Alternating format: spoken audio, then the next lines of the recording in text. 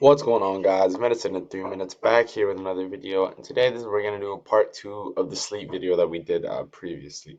This video will go more into depth about REM latency versus sleep latency. So let's get started. We're gonna get straight to the point. We're gonna keep the subject clear, brief, and illustrated. So let's get started.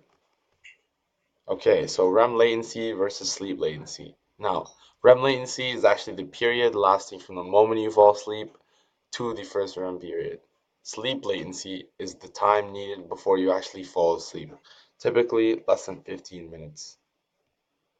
Now, REM latency is the period lasting again from the moment you fall asleep to the first REM period, and you can describe it in the form of the sleep cycle graph. As you can see here, now the patient is awake, and right up until stage one, um, this is when REM latency will occur.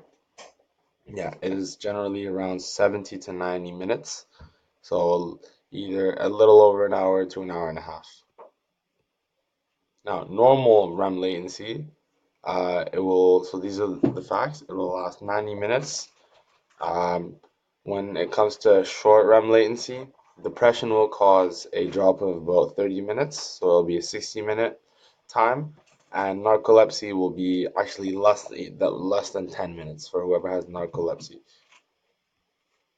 Now, when it comes to sleep latency, again, this is the time you need to fall asleep, which is less than 15 minutes, and this can increase with insomnia or anxiety. So, what are the characteristics of sleep from infancy to old age? So, as you increase in age, the total sleep time will actually decrease, the overall sleep time.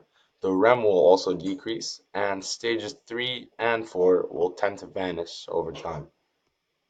Now, the neurotransmitters' effects on sleep. So, what are their effects? So, first of all, we have serotonin.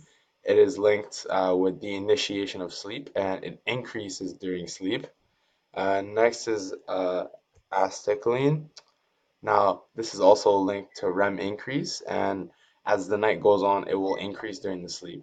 Now, norepinephrine is also linked to REM, but is linked to REM decrease, and it will decrease during the sleep. And when it comes to dopamine, it is actually used to wake the person up, and it is increased during sleep. Now, what are the chemical effects on sleep? Now, there are many different things many different chemicals that you can use. Now, the first is, excuse me. Now, the first is tryptophan.